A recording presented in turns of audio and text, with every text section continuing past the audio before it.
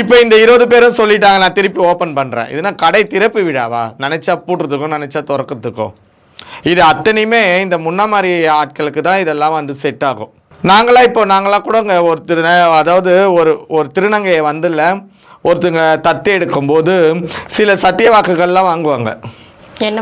என்ன மாதிரினா ஆகாசவாணி அறிய, பூமாதேவி அறிய, மூத்த திருநங்கைகள் அறிய, மாண்டவர்கள் அறிய, பச்சை இலைகள் அறிய, துனியாக்கள்னால் ஆம்பளை பொம்பளை அறிய, சூரிய பகவான் அறிய, காமாட்சம்மா வெள்ளக்கு அறியன்னு ஒரு தாம்பல் தட்டு வச்சு அதில் வெத்தலை பாக்கு பழம் வச்சு குங்குமம் வச்சு அதில் சத்தியவாக்கு வாங்குவாங்க.